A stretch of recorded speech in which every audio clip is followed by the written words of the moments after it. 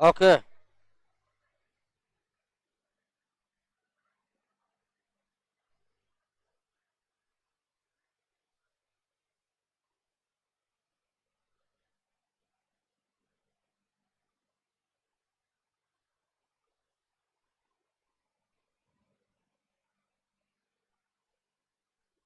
चलिए दोस्तों, आवाज बिल्कुल शांत कर दीजिए।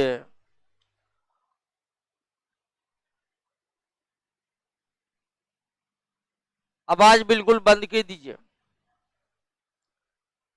तो बायोलॉजी की शुरुआत करने वाले हैं। ठीक है, तो शुरुआत कर ही देते हैं। आराम से बैठ गए हैं ना? अरे हल्ला मत करिए, हल्ला करिएगा तो कुछ समझ में आएगा। ठीक है, और समझना बहुत जरूरी है।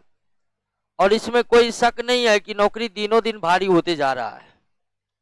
भारी इस दृष्टिकोण से कि कटअप दिनों दिन बढ़ रहा है। तो क्या स्थिति है नौकरी का, ये तो आप समझ ही रहे हैं, ये बताने की कोई जरूरत है नहीं।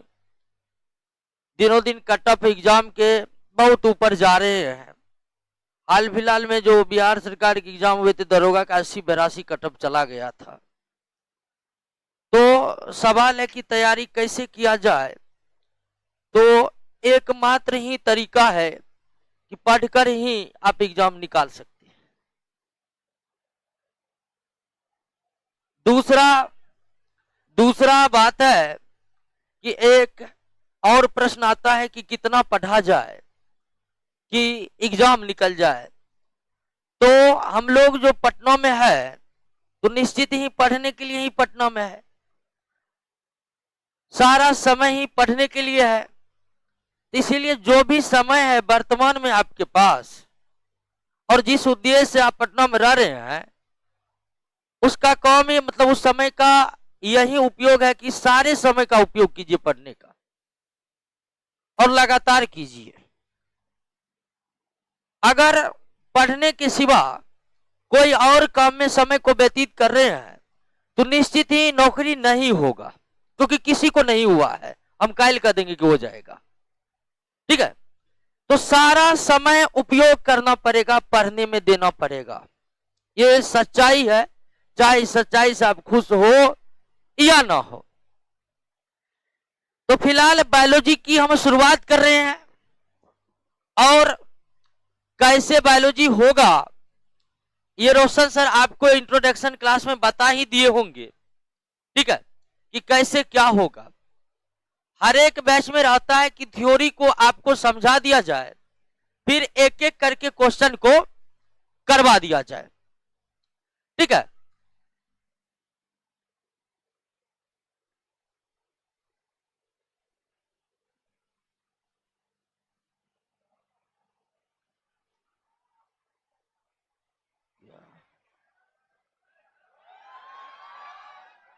अरे अरे जिनके पास मोबाइल है, लाइव फ्री ऑफ कॉस्ट चल रहा है, लाइव भी आप देख सकते हैं। ठीक है, ऐसा कोई बात नहीं है। तो जगह शुरुआत में कुछ दिन प्रॉब्लम होती है, उसके बाद जगह एडजस्ट हो जाएगा, टेंशन नहीं लीजिए। ठीक है, लेकिन आगे क्लास में हम कुछ मैनेजमेंट सिखाएंगे कि कुछ थोड़ा सॉल्यूशन कीजिए। तो ध्यान दीजिए, बायोलॉजी पढ़ने का क्या तरीका रहेगा। तो बायोलॉजी का एक फर्स्ट क्लास नोट्स तैयार है।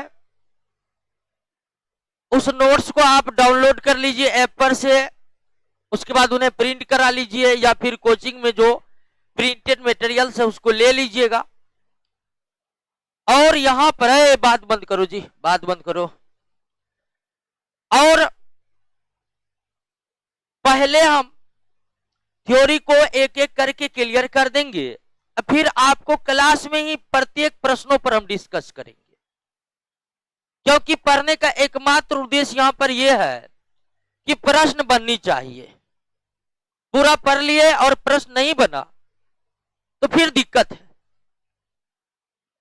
तो प्रश्न बननी चाहिए, इस तरह से पढ़ाई होनी चाहिए। अरे तो है बात काहे कर रहे हैं, सुनिए ना, काहे बात कर रहे हैं, गजब स्थिति कर रहे हैं, आगे हम बैठकर बात कर रहे हैं।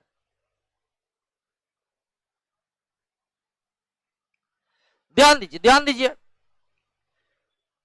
तो पढ़ना किस तरह है वो आप क्लियर ही कर चुके हैं।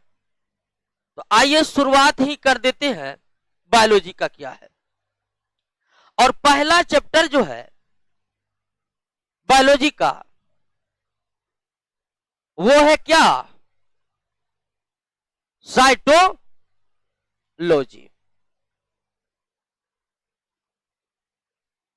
ये पहला चैप्टर है साइटोलॉजी। साइटोलॉजी का अंतर्गत जो है निश्चित रूप से हम किसके बारे में पढ़ने वाले हैं, सेल के बारे में पढ़ते हैं, सेल के बारे में। पहला चैप्टर यहीं से शुरुआत है। तो बिना किसी देर किए शुरू ही कर देते हैं।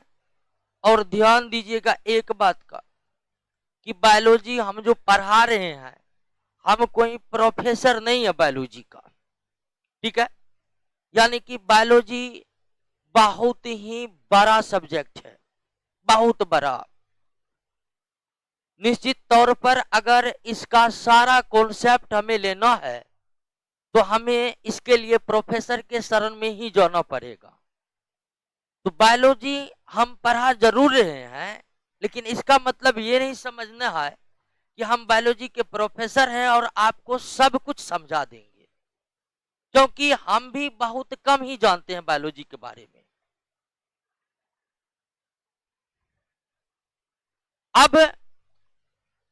अब सवाल है कि हम जो आपको पढ़ाएंगे उससे ये होगा कि आपको एग्जाम में, खासकर जनरल कॉम्पिटिटिव एग्जाम में और एनडीए से लेकर सीडीएस तक के एग्जाम में, जनरल कॉम्पिटिटिव एग्जाम में सबसे जो हाई लेवल का एग्जाम है वो एनडीए का है और सीडीएस का है।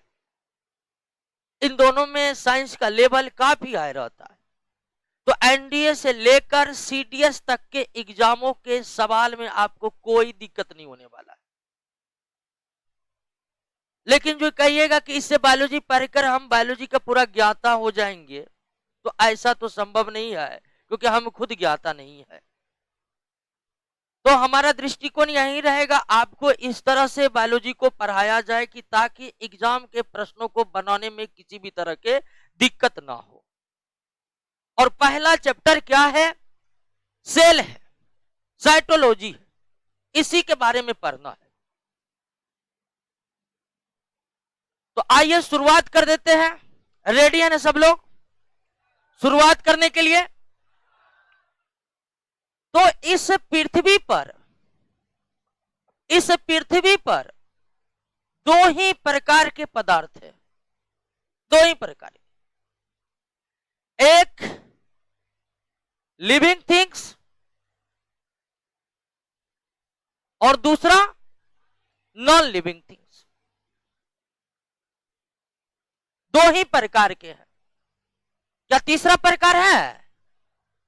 नहीं है। यानी कि एक निर्जीव है और दूसरा क्या है, सजीव है।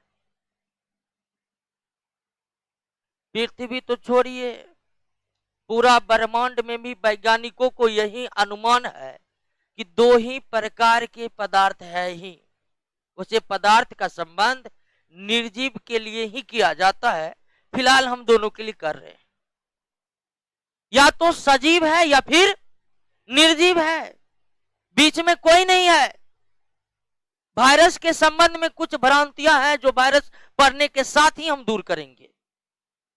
फिर इस पृथ्वी पर आपको जो मिलेंगे सजीव मिलेंगे, जो सजीव नहीं मिलेंगे वो क्या मिलेंगे, निर्जीव मिलेंगे।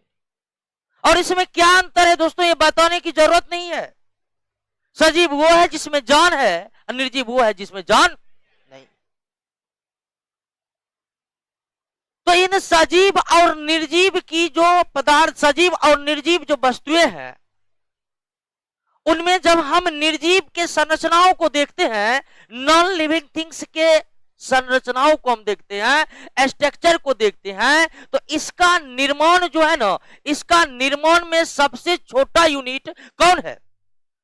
एटॉम है। एटॉम आपस में मिलकर क्या बनाए हैं? मॉलिक्यूल्स बनाए हैं, और मॉलिक्यूल्स आपस में मिलकर के एक निर्जीव पदार्थ का निर्माण कर देते हैं।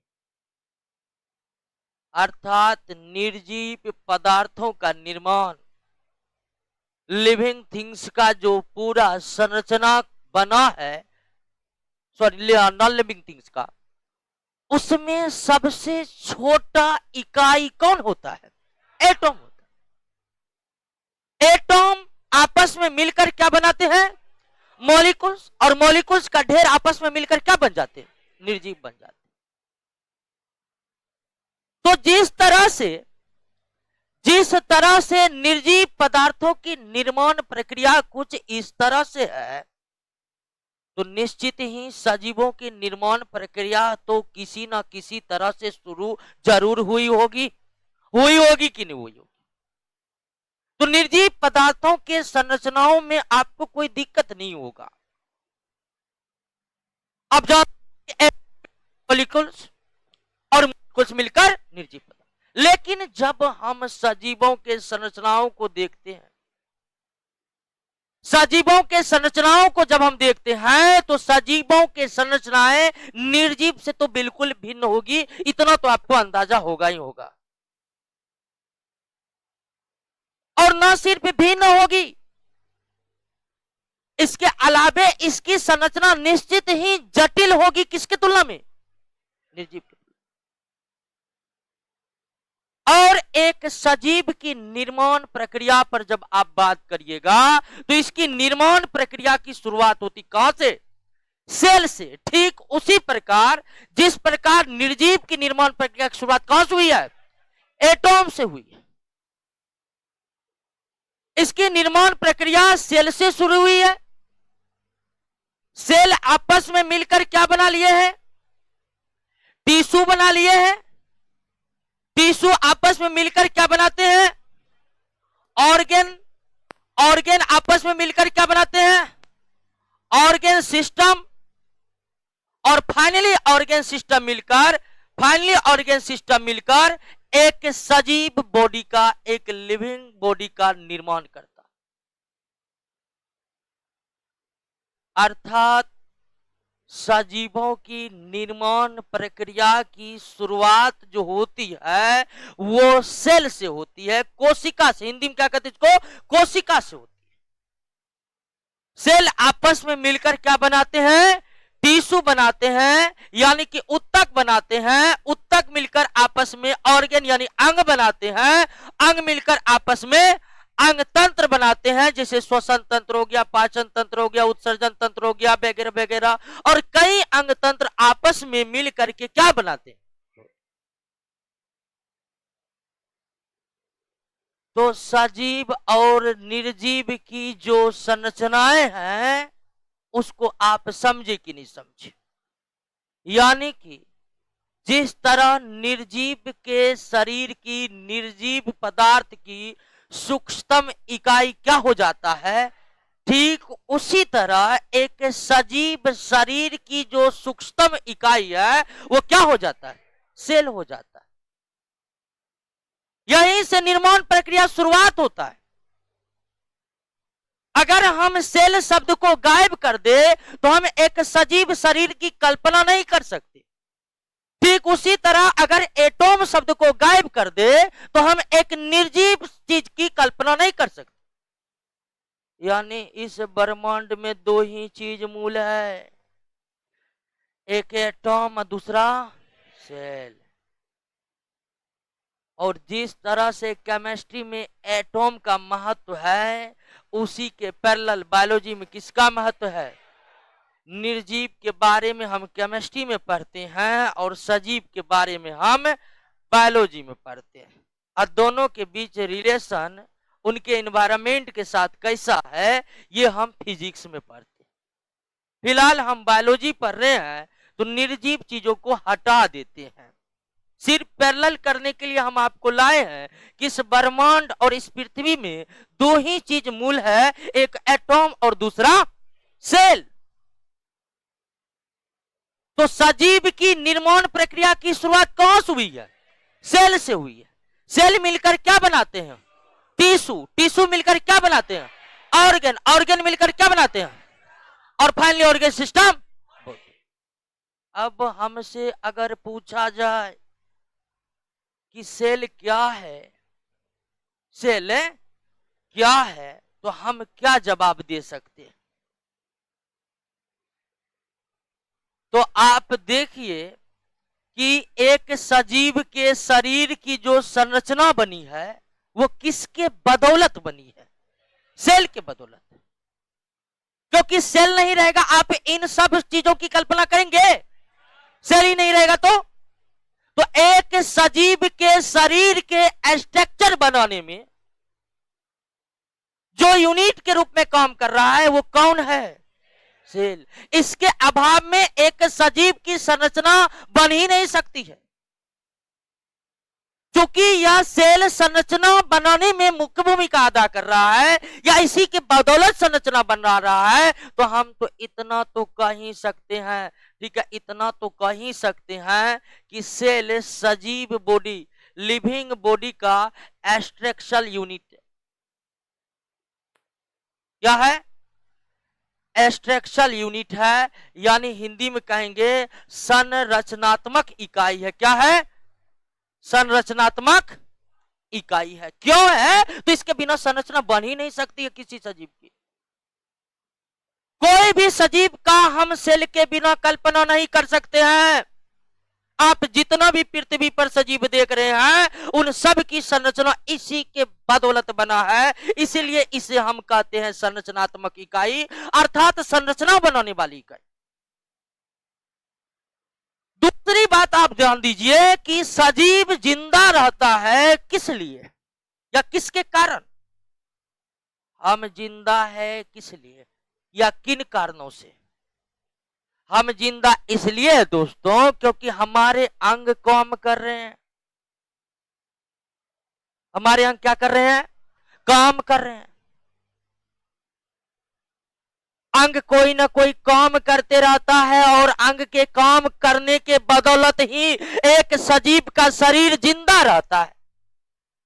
किडनी रक्त से यूरिया निकालने का काम करती है, छोटी आंत भोजन को पचाने का काम करती है, फेफड़ा श्वसन को पूरा कराने में अपना योगदान देती है, यानी हर अंग कोई ना कोई काम करते हैं और उसी के बदौलत एक सजीव जिंदा रहते हैं।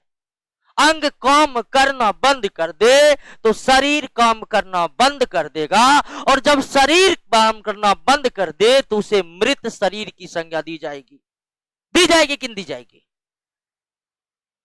और कोई भी अंग काम जो कर रहा है, हमारा कोई भी अंग जो काम कर रहा है वो काम भी जानते हैं किसके बदौलत कर रहा है?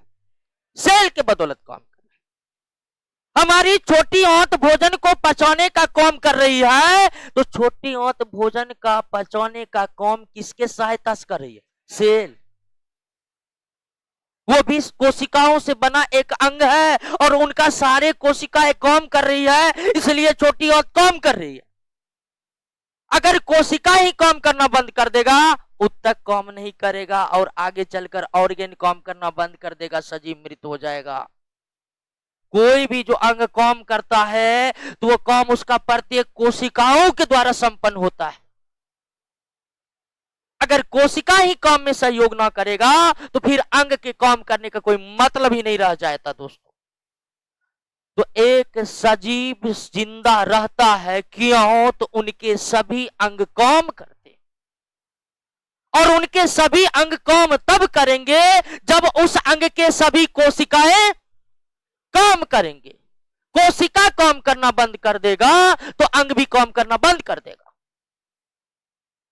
यानी कि संरचना भी बनी किसके बदौलत? सेल के बदौलत। और सभी अंग काम भी कर रहे हैं किसके बदौलत? सेल के बदौलत काम कर रहे हैं। और चूंकि काम करने का भी सबसे छोटी इकाई सेल है, इसी कारण हम सेल को फंक्शनल यूनिट भी कह सकते हैं। ठीक है, क्या कह सकते हैं? फंक्शनल यूनिट भी कह सकते हैं। क्या कह सकते हैं दोस्तों? यानी कि कार्यात्मक इकाई। क्या कह सकते हैं? कार्यात्मक इकाई कह सकते हैं, यानी कि कार्य करने वाली इकाई। संरचनात्मक इकाई का मतलब संरचना बनाने वाली इकाई। तो सेल क्या है? तो सेल सजीवों के शरीर का structural and functional unit. Cell सजीवों के शरीर की रचनात्मक एवं कार्यात्मक इकाई है। काम भी सेल के बदौलत होता है अंगों का, और अंग का निर्माण भी सेल के बदौलत होता है। कोई दिक्कत रह गया है इसमें? हाँ, सेल क्या है? तो सेल सजीवों के शरीर का क्या है? स्ट्रक्चरल यूनिट है। क्या है? मतलब संरचना बनाने वाली इकाई है। क्या है? संरचना बनाने वाली इकाई। दूसरा सेल क्या है? तो सेल शरीर का फंक्शनल है, अर्थात कार्य करने वाली छोटी इकाई है। तो हमको नहीं लगता कि अब सेल में कोई दिक्कत होगा। सेल क्या है? तो सेल सजीवों के शरीर का क्या है? संरचनात्मक इकाई है। सेल सजीवों के शरीर का क्या है? कार्यात्मक इकाई है। ठीक है, इसके बिना किसी सजीव का निर्माण संभव ही नहीं है, और ये कार्य ना करे तो किसी अंग का कार्य करना संभव ही नहीं है। तो अगर हमसे पूछेगा कि एक सजीव के शरीर के संरचनात्मक इकाई किसे कहते हैं, तो किसे कहते हैं? एक सजीव के शरीर के कार्यात्मक इकाई किसे कहते हैं? सेल को कहते हैं। क्लियर हो गया दोस्तों? सेल में कोई दिक्कत तो हमको नहीं लगता अब होगा। होगा? नहीं होगा। अब सवाल यह है कि ये सेल बना किससे होता है? सेल बना किससे होता है? कुछ से कुछ तो बना ही ना होगा। हाँ? तो सेल में पदार्थ दो प्रकार के होते हैं, ऑर्गेनिक और इनऑर्गेनिक। पदार्थ दो प्रकार के मिलकर बना होता है। ऑर्गेनिक पदार्थ दो प्रकार के मुख्य रूप से आप पढ़े होंगे, केमिस्ट्री में पढ़े होंगे। एक होता है ऑर्गेनिक और दूसरा क्या होता है? इनऑर्गेनिक। कार्बनिक और अकार्बनिक।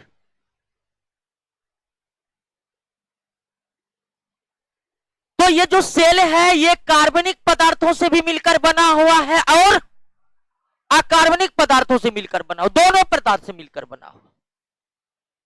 ऑर्गेनिक और इनऑर्गेनिक दोनों पदार्थों से मिलकर बना हुआ है हमारी कोशिकाएं।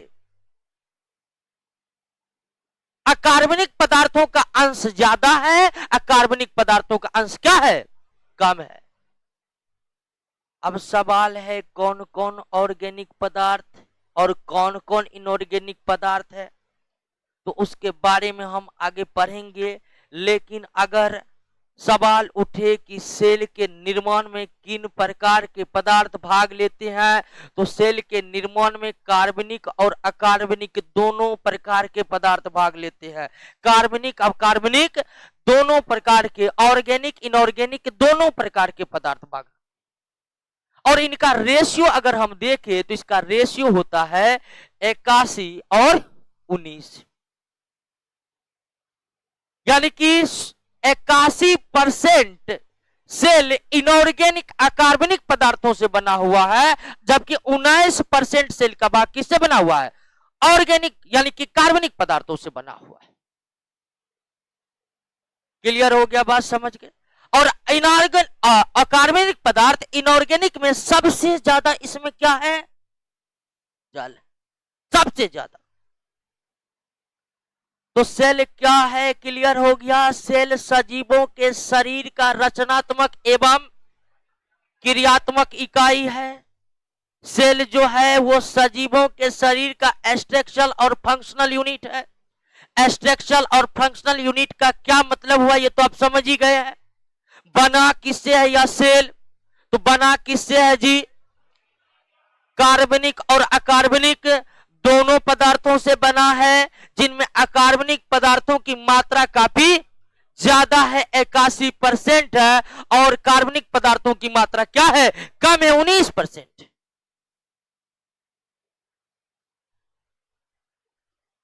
अब सवाल यह है कि क्या आप सभी सजीवों का शरीर तो कोशिकाएं से बना हुआ, ये तो हम क्लियर कर लिए कि पृथ्वी पर जितना सजीव है सबका शरीर कोशिकाओं से बना हुआ है। लेकिन अब सवाल है कि क्या सभी सजीवों में एक ही तरह के कोशिकाएं हैं? आप अपने आसपास कई प्रकार के सजीवों को देखें, और सजीव कहने का मतलब पौधे और जंतु दोनों से है। तो कई प्रकार के जो यहां पर कई प्रकार के जो जीव जंतु है, तो सवाल यही है क्या सभी के कोशिकाएं के आकार और आकृति यानी शेप और साइज क्या एक ही तरह के हैं या अलग अलग के? बिल्कुल क्लियर है। तो बिल्कुल दोस्तों, प्रत्येक सजीव में एक ही आकार और आकृति की कोशिकाएं नहीं रहती है। भिन्न भिन्न टाइप के जो हम सजीव देखते हैं उनमें कोशिकाओं के आकार और आकृति में अंतर रहता है। और अब तक हमारे वैज्ञानिकों ने इस पृथ्वी पर 1.8 मिलियन सजीवों के जातियों को खोज निकाला है। 1.8 मिलियन कितना हुआ? 18 लाख हुआ। अब तक हमारे वैज्ञानिकों ने 1.8 मिलियन सजीवों के जातियों, जिसमें पौधे और जंतु दोनों शामिल है, उनको खोज निकाला है। हालांकि पृथ्वी पर जितने भी जातियों के सजीव हैं सबका पता आज भी लगाया नहीं जा सका है। पृथ्वी के पर ऐसे कई दुर्लभ जगह है जहां पहुंचना संभव नहीं है, अतः वहां वैज्ञानिक जब पहुंच ही नहीं सकते हैं तो फिर न वहां पर जाकर ये कैसे पता लगाया जा सकता कि कौन कौन जातियां हैं। तो 1.8 मिलियन जातियां समझ रहे हैं ना? एक ही प्रकार के जीव जो आपस में प्रजनन कर सके और अपने जैसे बच्चे उत्पन्न कर सके उसे जाति कहा जाता है, इंग्लिश में स्पीशीज कहा जाता है। जैसे मनुष्य एक जाति हुआ, हाथी एक जाति हुआ, कुत्ता एक जाति हुआ, पेड़ पौधे में बरगद का पेड़ एक जाति हुआ, पीपल का पेड़ एक जाति हुआ, आम का पेड़ एक जाति हुआ। और इस तरह से कितने जातियों को खोज निकाले गए हैं? 1.8 मिलियन जातियों को हमारे वैज्ञानिकों ने अब तक खोज निकाला है। और सब में सभी कोशिकाओं से बने हुए हैं, लेकिन सभी के कोशिकाओं के आकार और आकृति एक जैसे नहीं है, उनके आकार और आकृति में अंतर है। तो अब हमें यह पता करना होगा कि किन कोशिकाओं की आकृति कैसी होती है या किन किन सजीवों में कैसे कैसे आकार और आकृति की कोशिकाएं हैं। तो ये अगर हम पता करने लगेंगे तो सजीवों की जातियां 1.8 मिलियन और एक एक करके पता करने लगेंगे तो पता चलेगा कि परीक्षा पर परीक्षा बीत गया, अभी तक फैसला नहीं हुआ कि किसका कोशिका कैसा है। यानी निश्चित ही एक एक करके सभी के कोशिकाओं के शेप और साइज को पता लगाना संभव तो है, बताना संभव नहीं है। तो क्या करेंगे? तो कुछ तथ्य यहां पर है, उसको याद रखेंगे।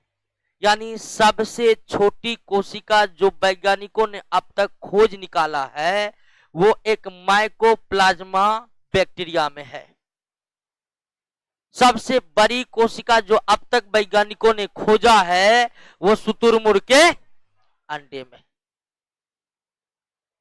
मानव शरीर के संदर्भ में हम जब बात करते हैं तो मानव शरीर के संदर्भ में मानव शरीर के सभी कोशिका में सबसे बड़ी नर्वस कोशिका न्यूरॉन सेल है, सबसे बड़ी कोशिका ओवा सेल है, सबसे छोटी कोशिका मस्तिष्क में है जिसका नाम है ग्रेन्यूल सेल। तो निष्कर्ष यही निकला है दोस्तों कि सभी सजीवों के कोशिकाओं के आकार और आकृति एक जैसे, उनमें अंतर है।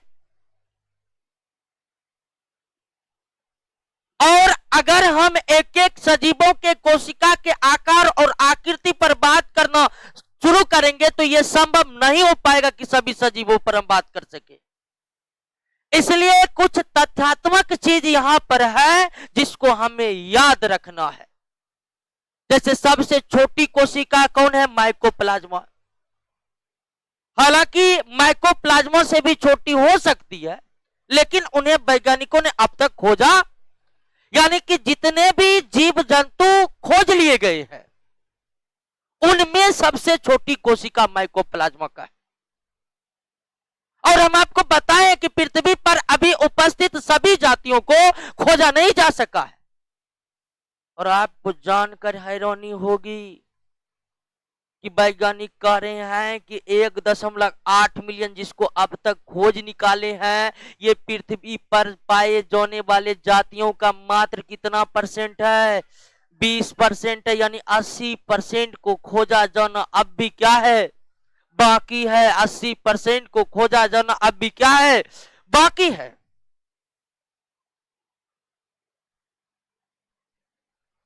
तो क्लियर हो गया, क्या सभी सजीवों में एक ही आकार और आकृति की कोशिकाएं हैं? है? नहीं है। अब फिर एक और सवाल आता है कि एक सेल का यानी कोशिका का शेप और साइज यानी आकार और आकृति किसी न किसी चीज पर तो डिपेंड करता ही होगा। तो एक सजीव के सेल के शेप और साइज एक जैसे नहीं है एक ही सजीव के अंदर, तो निश्चित ही भिन्न भिन्न सजीवों के सेल का शेप और साइज अलग अलग है। लेकिन जब बात करते हैं कि कोशिका के शेप और साइज कैसी होगी, ये डिपेंड करता है उनके कार्य पर। किस पर डिपेंड करता है? उनके कार्य पर, यानी कि उनके फंक्शन पर निर्भर करता है, कार्य पर निर्भर करता है। किसी भी सेल के आकार और आकृति किस पर निर्भर करता है दोस्तों? उनके कार्य पर निर्भर करता है। सेल के आकार और आकृति किस पर निर्भर करता है और कार्य पर किस प्रकार निर्भर करता है? तो अलग अलग कार्य करने वाले कोशिकाओं की आकार और आकृति भी क्या होती है? अलग अलग होती है। अलग अलग कार्य करने वाले कोशिकाओं के आकार और आकृति भी क्या होते हैं? अलग अलग होते हैं। मानव शरीर की बात ही करिएगा तो लंग्स यानी कि फेफड़ा और किडनी, क्या दोनों में एक ही शेप और साइज का कोशिका है? और ये इसलिए नहीं है दोस्तों क्योंकि दोनों के कार्य अलग अलग है। लंग्स का कार्य श्वसन से संबंधित है तो किडनी का कार्य उत्सर्जन से संबंधित है, और दोनों के कार्य अलग अलग है तो निश्चित ही दोनों की कोशिका एक दूसरे के तुलना में क्या होगा? अलग अलग होगा। लंग्स के कोशिका का शेप और साइज कुछ और होगा, किडनी के कोशिका का शेप और साइज। आपसे कहेगा क्या छोटी आंत में जिस तरह की कोशिकाएं मौजूद है उस तरह की कोशिकाएं दांतों में भी मौजूद है? हाजी है? नहीं है। दोनों का कार्य अलग अलग है। दांतों का काम भोजन को चबाना है तो छोटी आंत का काम भोजन को पचाना है। कार्य अलग अलग है तो उनके कोशिका के आकार और आकृति भी क्या होगी? तो एक सजीव के शरीर के कोशिकाओं की आकार और आकृति किस पर निर्भर करता है?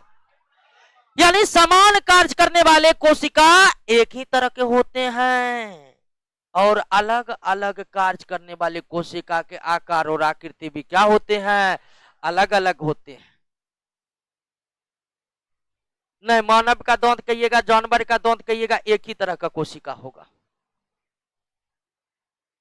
ठीक है, लीवर भी एक ही तरह का, उत्तक भी एक ही तरह का। किडनी का जब आप बात करिएगा, किडनी की जब आप बात करिएगा तो किडनी केवल मेमलिया में पाए जाते हैं। किसमें? मेमलिया जीव में आएंगे। सब जीव एक ही तरह का नहीं है, जीवों का भी बंटवारा हम करेंगे और निश्चित ही सबका किडनी का एक ही काम है। मानव का किडनी की बात करिएगा, गाय का किडनी की बात करिएगा, कुत्ता का किडनी की बात करिएगा, बकरी का किडनी की बात करिएगा, सबका एक ही कार्य किया, काल रक्त से यूरिया को उनके कोशिका का आकार और आकृति क्या होगा? एक होगा। क्लियर है? बात को समझ गए कि नहीं समझ गए? यानी कि सब कोशिका एक के जैसन हो, अलग अलग अलग अलग। और कोशिका कैसा होगा यह किस पर निर्भर करेगा? अलग अलग कार्य करने वाले कोशिकाओं की आकृति भी क्या होता है? अलग अलग होता है। क्या होता है? अलग अलग होता है। नाखून जिस कोशिका से मिलकर बना है, उसी जिस आकार और आकृति के कोशिका से बना है, किसी क्या उसी आकार आकृति कोशिका से त्वचा भी बना है? अंदाज लगा लिए ना? चलिए, तो इतना तो क्लियर है कि शेप और साइज कोशिका का क्या होगा, तो ये डिपेंड करेगा किस पर? और अलग अलग कार्य करने वाले कोशिका के आकार और आकृति अलग अलग हो। और दोस्तों, आप ये जानकर हैरान हो जाइएगा कि कुछ कोशिकाएं ऐसे भी हैं जिनके आकार और आकृति पल पल बदलते रहते हैं, कभी कुछ कभी कुछ कभी कुछ कभी कुछ। अब तो ये जान गए कि अलग अलग कार्य करने वाले कोशिका के आकार और आकृति अलग अलग होते, और आकार और आकृति जो है वो निश्चित बने रहते हैं, कांस्टेंट बने रहते हैं। लेकिन कुछ कोशिकाएं ऐसे हैं जिनकी आकृति स्थिर नहीं रहती है, पल पल बदलते रहती है।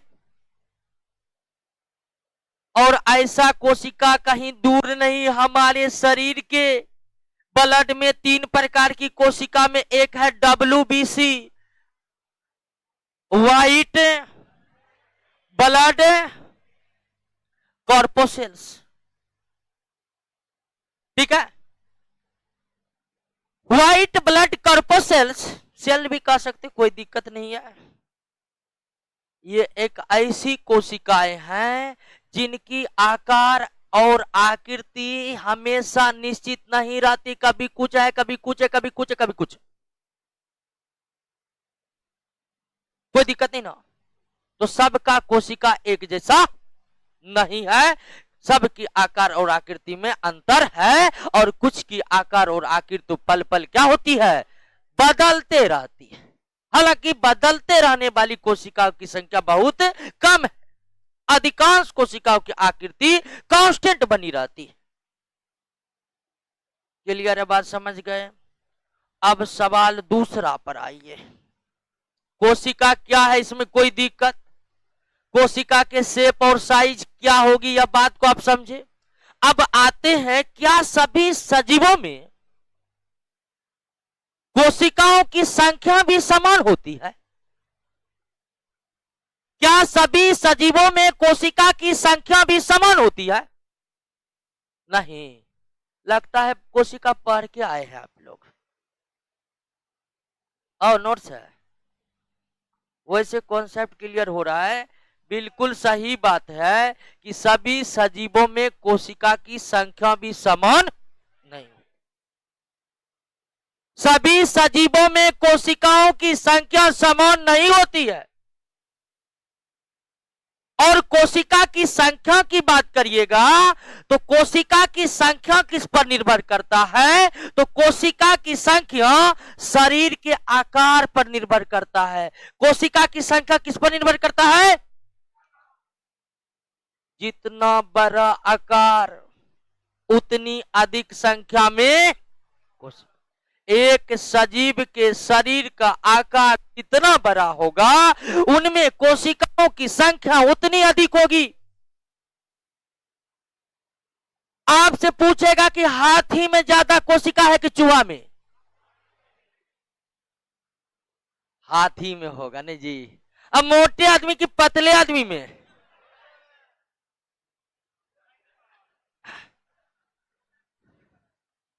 पीपल के पेड़ में ज्यादा कोशिका कि गुलाब के फूल के पेड़ में? है पागल है, गजब है।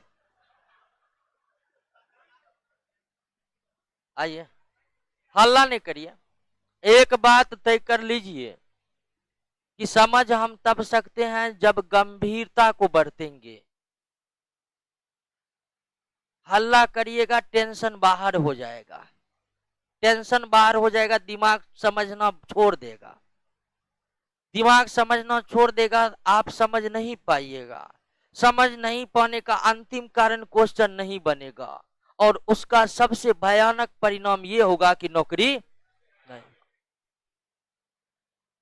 ठीक है, इसलिए गंभीर बने रहना बहुत जरूरी है, गंभीरता बरतिए।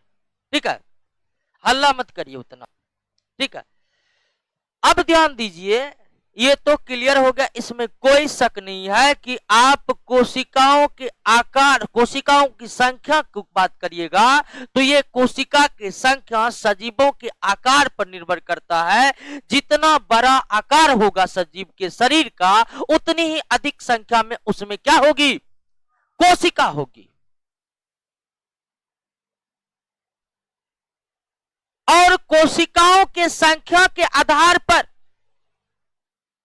कोशिकाओं के संख्या के आधार पर जीव वैज्ञानिकों ने समस्त सजीवों को दो भागों में बांट दिया है। कितने भागों में? दो भागों में। एक है यूनिसेलुलर। क्या है? यूनिसेलुलर यानी क्या? एक कोशिकीय। और दूसरा है मल्टी सेलुलर। मल्टी यानी क्या? बहुकोशिकीय। सजीवों के संख्या के आधार पर, कोशिकाओं के संख्या के आधार पर जीव वैज्ञानिकों ने सजीवों के कितने समूह बनाए हैं? दो। और ये समूह क्या है हमको नहीं लगता आपको समझने में जरा सा भी दिक्कत होगी। एक वो है जिनमें केवल कितनी कोशिका है? एक कोशिका, यानी कि जिन जीवों का शरीर केवल एक कोशिकाओं से बना है वो एक कोशिकीय, और इसमें एक से अधिक कोशिका, एक से अधिक कोशिका। और इनमें अंतर है कि इन जीवों को आप सिर्फ किसके सहायता से देख सकते हैं? और ये आंखों से दिखते हैं। संख्या के आधार पर सजीव दो, एक कोशिकीय और एक कोशिकीय कितने कोशिका से बना होता है? एक कोशिका से बना होता है। और एक कोशिकीय सजीव को हम बिना माइक्रोस्कोप की सहायता से देख नहीं सकते हैं।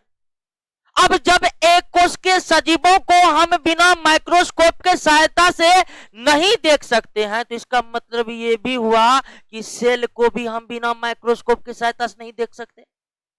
हाँ जी, यानी कि अब तक जिस सेल के बारे में आप पढ़े हैं उसको आप आंखों से देख नहीं सकते। तो अब सबसे बड़ा सवाल कि आंखों से किस चीज को हम देख सकते हैं या कितना छोटा से छोटा चीज को हम आंखों से देख सकते हैं? तो एक स्वस्थ व्यक्ति के स्वस्थ आंखों की जो क्षमता होती है वो है 100 माइक्रोमीटर कह सकते हैं, 100 माइक्रोमीटर।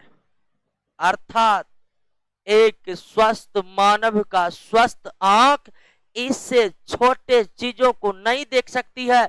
माइक्रोमीटर आप समझते होंगे, 1 micrometre equal to 10 to the power -6 metre के इक्वल होता है। यानी एक मानव जो है वह छोटा से छोटा कितना बड़ा देख सकता है। इससे छोटा देखने की क्षमता किसी स्वस्थ आंख को इससे छोटा देखना है तो लगाना पड़ेगा क्या? अपवाद सिर्फ शुतुरमुर्ग के अंडे के कोशिका का ही है। शुतुरमुर्ग के अंडे की कोशिका की आकृति 170 गुना 135 मिलीमीटर रेंज का होता है। यानी कि लंबाई शुतुरमुर्ग की कोशिका का 170 मिलीमीटर और चौड़ाई 135। तो यह अपवाद है, यह अपवाद है। बाकी सभी कोशिकाओं की आकृति 100 माइक्रोमीटर से क्या होती है, और उनको देखने के लिए क्या लगाना पड़ेगा? माइक्रोस्कोप। तो एक स्वस्थ आंख कितना से बड़ा चीज को ही देख सकती है, या एक स्वस्थ आंख कितने से छोटा चीज को नहीं देख सकती है। यानी देखने का बॉर्डर कौन है? इससे बड़ा आप देखिएगा, इससे छोटा नहीं देखिए। और निश्चित ही जो चीज आंखों से दिखती है वो निश्चित ही क्या होगा? बहुकोश की। क्लियर हो गया दोस्तों? यहां तक हमको नहीं लगता यहां तक सेल को समझने में कोई दिक्कत हुआ होगा, नहीं ना। और सिर्फ आप समझने पर ध्यान दीजिएगा, सिर्फ समझने पर, क्योंकि क्वेश्चन वही आएगा जो क्लास में हम आपको करवाएंगे। उससे बाहर किसी भी एग्जाम में नहीं आता है, और आता है तो उसको कोई नहीं बनाता है। ठीक है? अरे अल्लाह मत। क्लियर है? तो सिर्फ समझने पर ध्यान देना है। आप नोट्स लिए होंगे और उसमें क्वेश्चन, ऐसा कोई किताब नहीं है जिसका क्वेश्चन हम नोट में नहीं डाले। उसके बाद किताब ही खत्म तो क्वेश्चन कहां से आएगा? ठीक है? तो क्वेश्चन जो कलेक्शन करते हैं ना, सारा बायोलॉजी का जितना भी किताब है सबको किए एक जगह, सारा क्वेश्चन एक जगह। क्लियर है ना? हाँ, और ध्यान दीजिए, करना बहुत जरूरी है, क्योंकि किसी भी जगह का आपका क्वेश्चन छूट ही नहीं सकता। और छूटेगा तो इतना कॉन्सेप्ट क्यों दे रहे हैं आपको? हम इसलिए इतना कॉन्सेप्ट दे रहे हैं कि एक आध अगर छूट जाए तो वो भी आपसे बन जाए। तो क्लियर है? कोशिका क्या है? तो संरचनात्मक और क्रियात्मक इकाई है। सभी कोशिका, सभी सजीवों के कोशिका के आकार और आकृति एक जैसी नहीं होती, अर्थात अलग अलग होती है। कोशिकाओं के आकार और आकृति क्या होगी यह उनके कार्य पर निर्भर करता है। अलग अलग कार्य करने वाले कोशिका के आकार और आकृति, हालांकि अधिकांश कोशिकाओं के आकार और आकृति कांस्टेंट यानी अस्थाई बना रहता है, लेकिन वैज्ञानिक ने कई ऐसे कोशिकाओं को खोजे हैं जिनकी आकृति पल पल बदलते रहती है, अर्थात निश्चित नहीं रहती, जिसमें मानव का खुद WBC सेल। सभी सजीवों में कोशिकाओं की संख्या भी समान नहीं है। कोशिकाओं की संख्या सजीव के आकार पर निर्भर करता है, और संख्या के आधार पर जीव वैज्ञानिकों ने कितने समूह बनाए? तो और इसमें तो कोई दिक्कत नहीं है। पल पल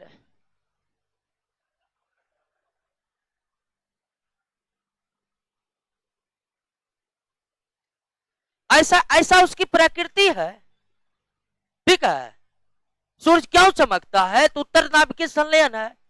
नाभिकीय संलयन में ऐसा ही क्यों होता है? तो ये प्रकृति है उसकी, बदल रहा है, इसको तो कोई बात नहीं कर सकते हैं। आप अच्छे क्यों है तो इसका क्या उत्तर दिया जा सकता है? आइए दोस्तों, अभी तक कोशिकाओं के बारे में जो हम जानकारी प्राप्त किए हैं अभी तक कोशिकाओं के बारे में जो हम जानकारी प्राप्त की है कि कोशिकाएं संरचनात्मक क्रियात्मक इकाई है, कोशिकाओं की संख्या सजीव के आकार पर निर्भर करता है, कोशिकाओं के आकार और आकृति उनके कार्य पर निर्भर करता है। ये जो जानकारी हमने प्राप्त किया है, निश्चित ही इस जानकारी को दुनिया के सामने लाने में वैज्ञानिकों का योगदान है। उन्होंने सालों अपने लैब में रिसर्च किए और उसके बाद कोशिकाओं के संबंध में इतनी जानकारी हमारे सामने आ पाई। तो आइए अब उन वैज्ञानिकों को याद करते हैं जिनके बदौलत हम कोशिकाओं के बारे में इतनी जानकारी प्राप्त कर सके।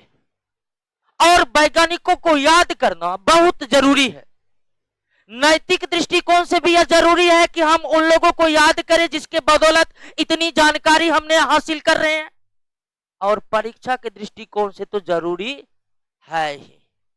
तो आइए अब उन वैज्ञानिकों को याद करते हैं और क्रमिक रूप से याद करते हैं जिन्होंने अपनी जिंदगी सेल के जानकारी को दुनिया के सामने में लाने में खपा दिया है, जिनके सालों साल के मेहनत के बाद सेल के बारे में हम जान पाए हैं। तो आइए शुरुआत करते हैं वैज्ञानिकों के सिलसिले से, और ये हम डेट लिख रहे हैं कि ताकि आप समझ सके कि सेल का विकास किस गति से हो पाया। अभी हम किताब उल्टाते हैं, चट पढ़ जाते हैं, सेल खत्म हो गया, लेकिन उस किताब के चंद बातों को जानने में वैज्ञानिक ने कितना लंबा समय दिया है वो अभी आपको पता चलेगा। तो आइए वैज्ञानिकों पर बात करते हैं। सबसे पहला 1590 पर आ जाइए। 1590 में एक क्रांतिकारी खोज हुआ साइंस के दुनिया में, क्रांतिकारी। और वह क्रांतिकारी खोज 1590 में किसका हुआ दोस्तों? माइक्रोस्कोप का हुआ। माइक्रोस्कोप का यानी सूक्ष्मदर्शी का हुआ। और ध्यान दीजिए, कोशिका आंखों से नहीं दिखता है, कोशिका की आकृति 100 माइक्रोमीटर से कम होती है। अपवाद शुतुरमुर्ग के अंडे की कोशिका थी। तो कोशिका का खोज हो इससे पहले माइक्रोस्कोप का खोज होना बहुत जरूरी था कि नहीं था? क्या बिना माइक्रोस्कोप को खोजे कोई कोशिका को खोजने की गारंटी दे सकता था? इसलिए कोशिका का खोज हो उससे पहले माइक्रोस्कोप का खोज हो जाना जरूरी था। इसलिए हम इसको क्रांतिकारी खोज किए, क्योंकि जब तक माइक्रोस्कोप का खोज नहीं हुआ तब तक कोशिका के खोज का मार्ग प्रशस्त नहीं हुआ। और इस माइक्रोस्कोप का खोज 1590 में किया, 90 में हुआ, और खोजने वाले थे जेड जेनसेन और एच जेनसेन। ठीक है, जेड जेनसेन और एच जेनसेन, ये दोनों भाइयों ने मिलकर 1590 में किसको खोज लिया? माइक्रोस्कोप। और हैरानी तो तब होगी दोस्तों, जेड जेनसेन एच जेनसेन। ठीक है, हैरानी तो तब होगी दोस्तों, ये दोनों कोई बहुत बड़े वैज्ञानिक नहीं थे। ये दोनों ऐनक बेचने वाले थे। ऐनक बेचने वाले, जिसको इंग्लिश में मिरर कहते हैं, फिजिक्स के भाषा में समतल दर्पण कहते हैं, वही बेचने का काम करते थे जेड जेनसेन एच जेनसेन। आप देखे होंगे पटना में पीएमसीएच की तरफ गए होंगे। हाजी देखे है ना? तो ये दोनों भाई मिरर बेचने वाले थे, लेकिन काम देखिए कितना बवंडर किया है माइक्रोस्कोप को। तो 1590 में किसका खोज हुआ? किसने खोजा? जेड जेनसेन और एच जेनसेन। और ये खोज सबसे ज्यादा महत्वपूर्ण है क्योंकि इसके बिना माइक्रो सेल का खोज संभव। 1590 के बाद दोस्तों बवंडर बचा कब? 1665 में। 1665 में इसी समय साइंस के क्षेत्र में बवंडर मच गया, बवंडर। अर्थात 1665 में किसका खोज हो गया? सेल का। और सेल को खोजने वाले कौन थे? रॉबर्ट हुक थे। कौन थे? Robert Hooke. 1665 में रॉबर्ट हुक ने किसको खोज निकाला? सेल को।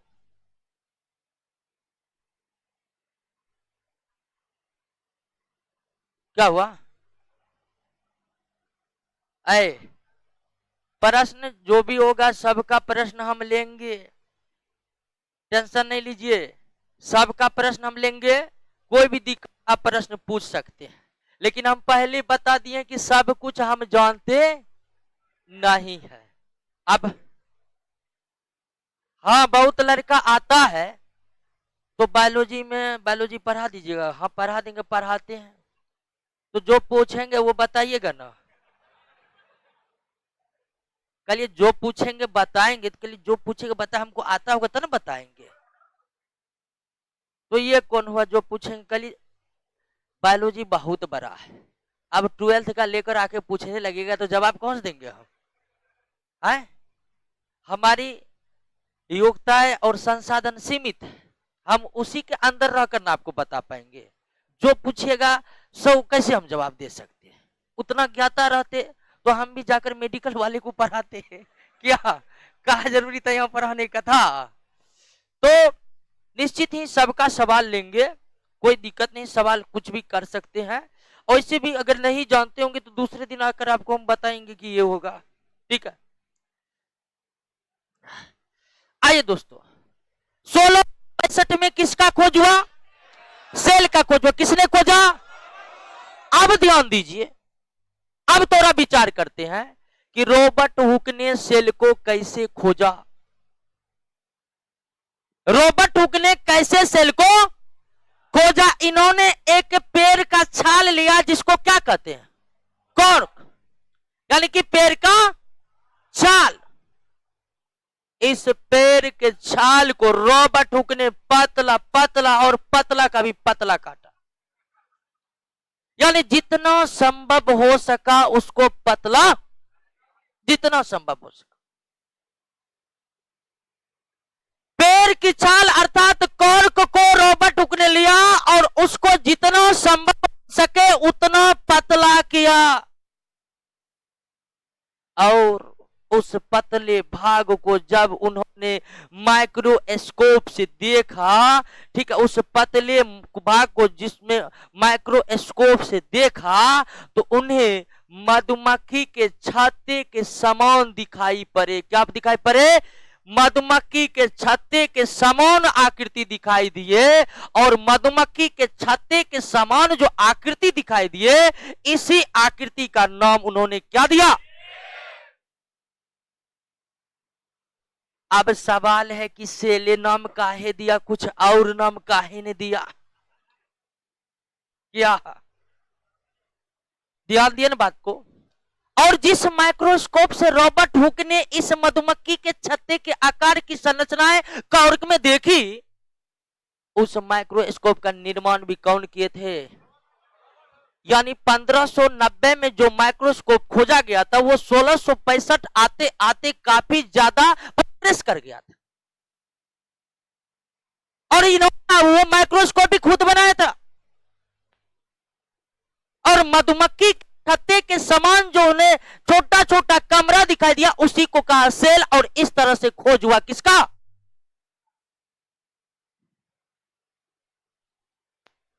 और सेल नाम देने का पीछे यह कारण था कि सेल एक लैटिन वर्ड है जी। कैसा वर्ड है? लैटिनस वर्ड है। हालांकि साइंस में आपको अधिकांश ग्रीक शब्द मिलेंगे, लेकिन सेल ग्रीक शब्द नहीं है, लैटिन शब्द है, जिसका अर्थ होता है छोटा, जिसका अर्थ होता है छोटा, यानी कि रॉबर्ट हुक ने जब कॉर्क को जिसे वो पतले से पतले कर दिए थे, तो उन्होंने क्या देखा कि मधुमक्खी के छत्ते के समान जो उसे छोटा छोटा कमरा के समान दिखाई दिया, छोटा छोटा कमरे के समान दिखाई देने के कारण ही उसका नाम उन्होंने क्या रखा, सेल। यह था सेल रखने का लॉजिक। तो सेल कैसा शब्द है? लैटिन शब्द है जिसका शाब्दिक अर्थ क्या होता है? चूंकि रॉबर्ट हुक को ये छोटे छोटे कमरे ही दिखाई पड़े, रॉबर्ट हुक को क्या दिखाई पड़े? छोटे छोटे कमरे ही दिखाई पड़े, इसीलिए इसका नाम उन्होंने क्या रखा? तो सेल का खोज कौन किया? सेल कैसा शब्द है? सेल का शाब्दिक अर्थ क्या होता है? सेल का खोज कब हुआ? 1665। अब आगे आइए, क्या? अरे हल्ला मत करिए, क्या टोपी का? अरे कोशिका तो हिंदी नाम। अरे हल्ला मत करिए, कोशिका क्या है? हिंदी नाम है। और मतलब कोशिका कौन रखा? ये तो कोई अनुवादक रखे होंगे। हल्ला क्या करते जी? वो पूछ रहा, आप हल्ला कर, एक दिन आप पूछेगा, हल्ला करिएगा, किसी का क्वेश्चन क्लियर? जब कोई प्रश्न पूछे तो ध्यान से सुनिए, कई कोई प्रश्न आपका भी हो सकता है, तो हल्ला क्या करते? हंसते ऐसे लगता कॉमेडी शो चला रहे है जी। पढ़ने ना आए हैं ना, नौकरी करना है ना हमको दोस्तों, नौकरी करना है, नौकरी। और ऐसा परीक्षा देना है आपको जिसमें आपको सिर्फ फर्स्ट करना है। ये नहीं कि मैट्रिक परीक्षा, इंटर परीक्षा नहीं है भैया, फर्स्ट करेंगे हम सेकंड करेंगे और दोनों आदमी मिलकर पास करेंगे। ये वो परीक्षा जिसमें भाई ये रहेगा कि आप ही रहिएगा।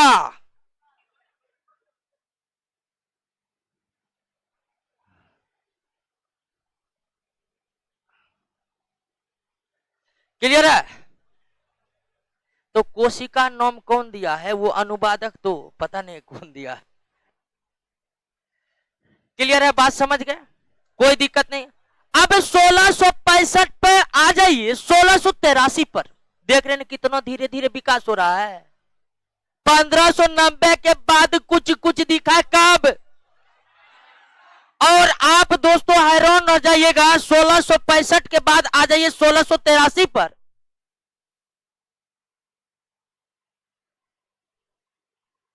1683 में जीवित कोशिका का खोज हुआ। किसका?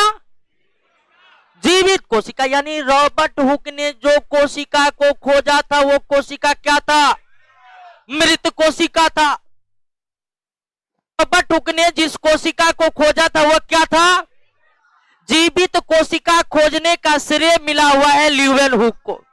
किसको? ल्यूवेन हॉक को। ल्यूवेन हॉक नामक साइंटिस्ट ने, ठीक है, ल्यूवेन हॉक नामक साइंटिस्ट ने जीवित कोशिका का खोज किया था सबसे पहले। तो अब सवाल है कि आदमी जिंदा है, आदमी मर गया, समझ में आता है। ये कोशिका में कौन लोचा है कि कोशिका जीवित है, कोशिका मर गया? तो आखिर क्या अंतर है एक जीवित कोशिका और एक मृत कोशिका? किसे हम जीवित कोशिका कहेंगे और किसे मृत कोशिका कहेंगे? इसमें क्या डिफरेंस है, यह समझने की जरूरत है। तो ध्यान दीजिए, आपने क्या देखा कि रॉबर्ट हुक ने कोशिका को खोजा, लेकिन उनके द्वारा कोशिका जो खोजा गया वो क्या था? मृत कोशिका था। आगे चलकर ल्यूवेन हुक ने जो कोशिका खोजा उसे जीवित कोशिका माना गया। आखिर क्या अंतर है जीवित कोशिका और मृत कोशिका में? इसको आप समझिए कि जो कोशिका है ना, मान लीजिए कि ये कोशिका है गोलाकार, हालांकि कोशिका बहुत गोलाकार कोशिका भी होते हैं, अन्य आकार के भी होते हैं, फिलहाल हम गोल बना रहे हैं। इस कोशिका के अंदर कुछ जलीय द्रव पदार्थ, कुछ तरल पदार्थ होते हैं, कुछ तरल पदार्थ होते हैं जिसे जीव द्रव कहा जाता है। जिसे क्या कहा जाता है दोस्तों? जीव द्रव कहा जाता है। जिसे क्या कहा जाता है? जीव द्रव। और ये जीव द्रव अगर कोशिका में है तो मतलब कोशिका जीवित, और ये जीव द्रव सूख गया, कोशिका मर गया। यानी कोशिका जिंदा है, कोशिका मृत हो गया, ये फैसला कौन करेगा? कोशिका जीवित है या कोशिका मृत हो गया, ये फैसला कौन करेगा? जीव द्रव अगर है तो कोशिका जिंदा है, जीव द्रव है तो कोशिका जिंदा है, और जीव द्रव अगर सूख गया तो मतलब कोशिका मर गया, मतलब कोशिका मर गया। क्लियर हो गया? अब कोई कंफ्यूजन नहीं है कि जिंदा कौन है, मरा कौन नहीं है। कंफ्यूजन तो जीवित कोशिका का खोजने का श्रेय किन्हें प्राप्त है? ल्यूवेनहोक ने बैक्टीरिया को खोजा था। किसको? बैक्टीरिया को। और कुछ प्रोटोजोआ को भी उन्होंने खोजा था। किसको खोजा था? और अगर थोड़ा सा भी आप सिंसियर होंगे, आपको ये पता होगा कि ये बैक्टीरिया और प्रोटोजोआ जो है एक कोशिकीय जीव है। क्या है? एक कोशिकीय जीव है। क्योंकि ये जीव एक कोशिकीय है, इसीलिए कोशिका ना भी। हमने बैक्टीरिया को खोजा, हमने एक कोशिका को खोजा। बात बराबर है कि नहीं? तो जीवित कोशिका के रूप में ल्यूवेनहोक ने बैक्टीरिया और प्रोटोजोआ जैसे एक कोश के जीवों की क्या की गई? खोज की। तो 1590 में माइक्रोस्कोप मिला, 1665 में सेल मिला, 1683 में जीवित सेल मिला, 1683 में जीवित सेल मिला। बात मत करिए, बात मत करिए। उसके बाद आ जाइए 1683 से 1831 पर। 1831 पर देख रहे हैं कितनी धीमी गति से विकास हो रहा है। 1683 से 1831 कितने वर्ष बीत गया?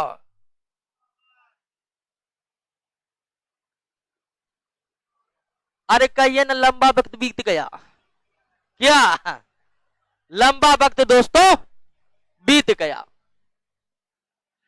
1831 में, ध्यान दीजिए, 1831 में यह प्रगति हुई कि यह पता चला कि कोशिका, ध्यान दीजिए, कोशिका गोल ही नहीं कई आकृतियों का होता है।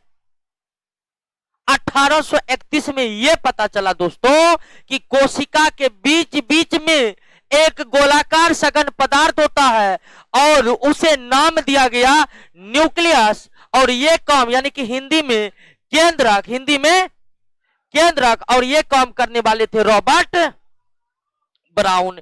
ये काम कौन करने वाले थे? Robert brown. यानी कि 1665 में जिस कोशिका को खोजा गया उसके 200 साल बाद, 200 से कुछ कम, 200 साल बाद ये पता चला दोस्तों कि इस कोशिका में केंद्रक है। और इस तरह से केंद्रक की खोज किसने की? किसने की? रॉबर्ट ब्राउन ने। कोशिका के खोज के 200 साल बाद, 200 साल बाद न्यूक्लियस की खोज हुई। न्यूक्लियस की यही हाल केमिस्ट्री में भी था दोस्तों। परमाणु को खोज होने के बाद कई साल बाद रदरफोर्ड ने एटम का न्यूक्लियस खोजा था। डाल्टन ने परमाणु को खोज दिया, उसके बाद कई साल के बाद रदरफोर्ड के रिसर्च से यह क्लियर हुआ था कि एटम के बीच में क्या है। तो ये जो रॉबर्ट ब्राउन है ये बायोलॉजी के रदरफोर्ड है। ठीक है, जिस तरह से रदरफोर्ड ने एटम के न्यूक्लियस को खोजा था, ठीक उसी तरह रॉबर्ट ब्राउन ने सेल के न्यूक्लियस को खोजने में अपना योगदान दिया। अब दोस्तों ये यहां पर आ जाइए, क्या आ जाइए, 1838-39।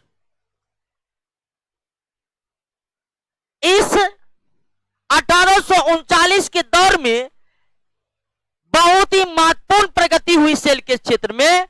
और इसी समय आया एक थ्योरी जिसका नाम पड़ा सेल थ्योरी। और ये सेल थ्योरी वाले जो विचार है, यानी कि सेल थ्योरी जो है, इसको ये सेल थ्योरी किसने दिए थे? स्लाइडेन और स्वान ने। स्लाइडेन और स्वान नामक व्यक्ति ने, ठीक है, स्लाइडेन और स्वान नामक वैज्ञानिक ने मिल करके एक थ्योरी पेश की सेल के संदर्भ में, और वह थ्योरी क्या कहलाया? और सेल थ्योरी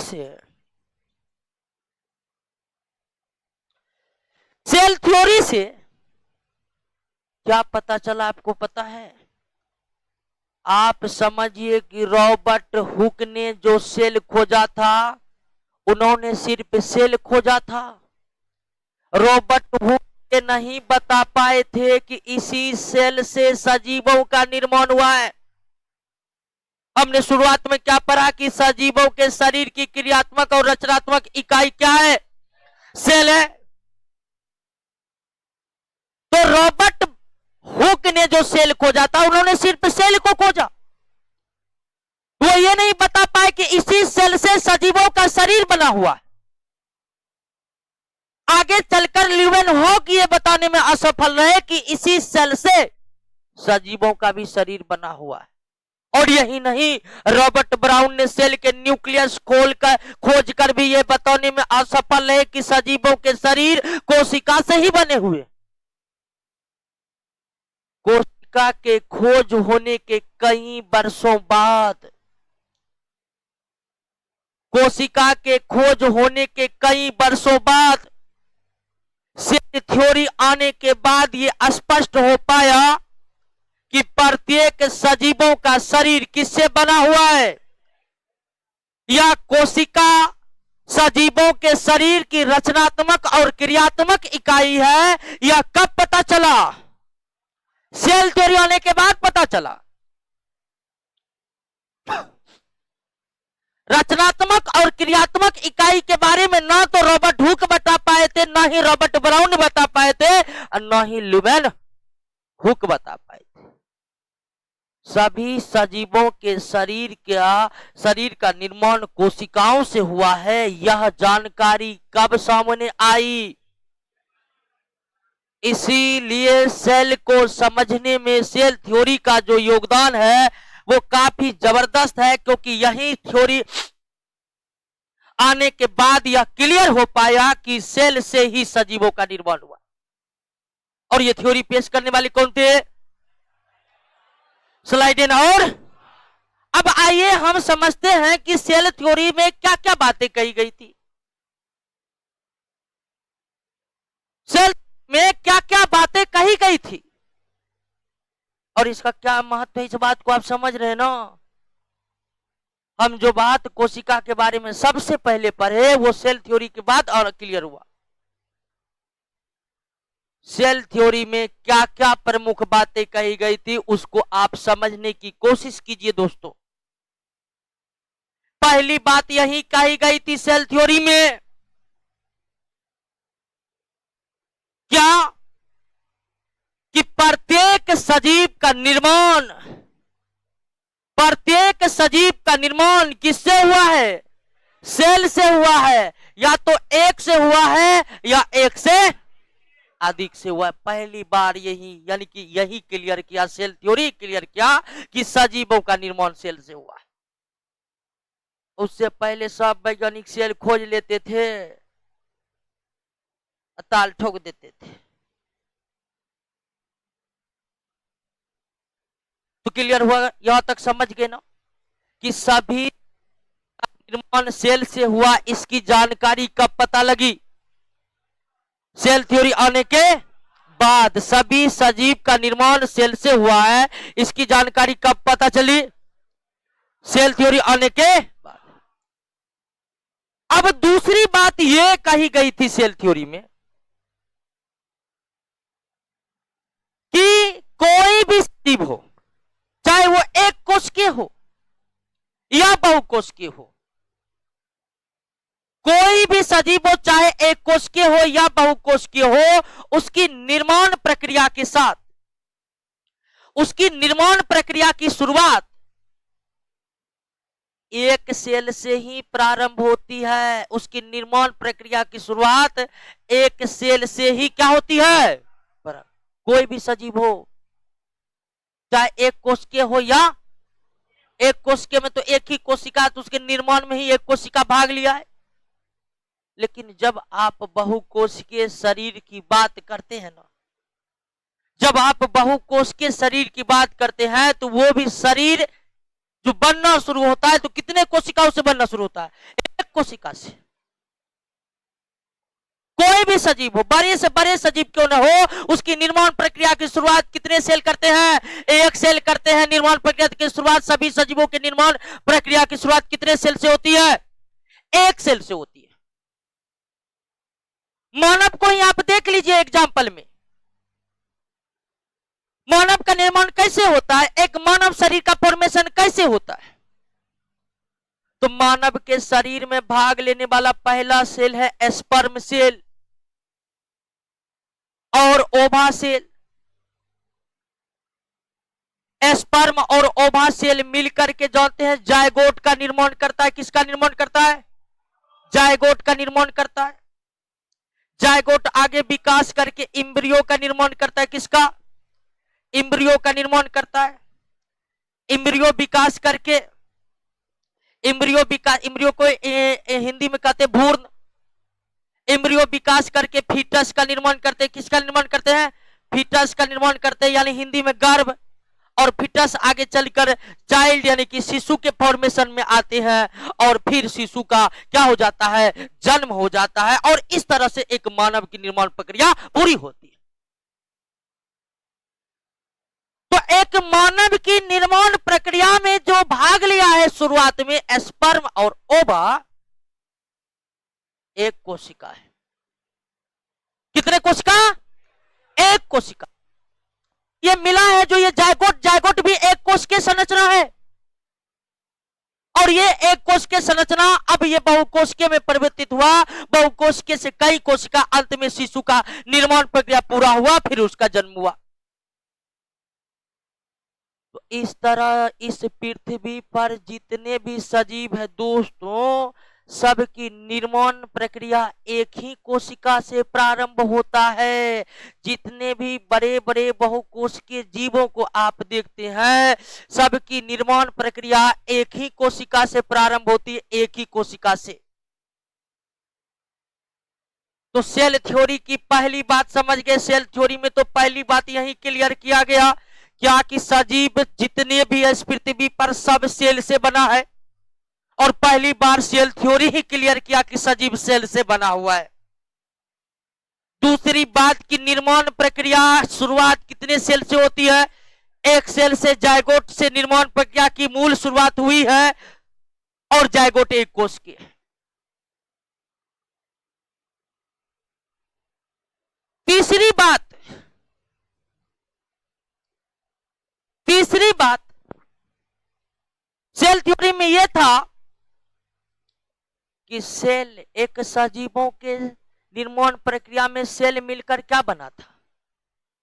टिश्यू मिलकर क्या बना था? ऑर्गन मिलकर ऑर्गन सिस्टम मिलकर बॉडी। यहां पर आप क्या देख रहे हैं कि कोशिकाएं मिलकर क्या बना लिया है? ऊतक, टिश्यू बना लिया है। अब कोशिकाएं मिलकर जो ऊतक बना लिया है दोस्तों, तो सवाल उठता है ये कि क्या कोशिका अकेले नहीं रह सकती है? क्या कोशिका में अकेले रहने की क्षमता है? तो इसका उत्तर है। यानी तीसरी बात सेल थ्योरी की ये थी दोस्तों कि कोशिका जरूर मिलकर ऊतक बना लेते हैं, लेकिन इसका मतलब ये नहीं है कि वो स्वतंत्र नहीं रह सकते हैं। जितने भी एक कोश के जीव हैं, उनके कोशिकाएं स्वतंत्र हैं, अपने जीवन यापन करने में पूर्ण रूप से क्या है? सक्षम है। क्या है? सक्षम है। बात को समझ रहे हैं ना? यानी कि सेल थ्योरी की तीसरी बात यह थी कि कोशिकाएं मिलकर ऊतक बना रहे हैं। इसका मतलब आप ये मत समझिए कि कोशिका मिलकर ही रह सकता है। कोशिका अकेले अकेले रहने में भी सक्षम है, लेकिन ये मिलकर ऊतक बनाती है ताकि निर्माण किसका हो सके? बॉडी का। तो बॉडी का निर्माण करने के लिए कोशिका मिलती है, तो इसका अर्थ यह नहीं है कि कोशिका मिलकर ही रह सकती है। कोशिका स्वतंत्र जीवन यापन कर सकती है। यह तीसरी बात थी सेल थ्योरी का। चौथी बात क्या थी सेल थ्योरी का? चौथी बात यह थी कि सेल का निर्माण जिस प्रक्रिया से भी हो, सेल का निर्माण जिस भी प्रक्रिया से होता हो, सेल का निर्माण जिस भी प्रक्रिया से होता हो, उसमें मुख्य योगदान न्यूक्लियस का होता है। उसमें मुख्य योगदान किसका होता है? न्यूक्लियस का होता है। यानी किसका होता है? केंद्रक का होता है। ध्यान दीजिए, चौथी बात यह थी, ध्यान दीजिएगा, इधर इधर बात मत कीजिए। चौथी बात यह थी कि सेल का निर्माण जिस भी प्रक्रिया से हो, अर्थात सेल थ्योरी में यह क्लियर नहीं हो पाया कि सेल का निर्माण कैसे होता है। ध्यान दें बात को। अगर क्वेश्चन पूछ दे कि सेल थ्योरी से किस बात की जानकारी नहीं मिली, तो सबसे बड़ी जिसकी जानकारी नहीं मिली सेल थ्योरी से वो ये कि सेल का निर्माण होता कैसे है। तो सेल थ्योरी में चौथी बात यह थी कि सेल का निर्माण जिस भी प्रक्रिया से होता हो, उनमें मुख्य भूमिका किसकी होती है? सेल की न्यूक्लियस की, जिसकी खोज रॉबर्ट ब्राउन ने की थी।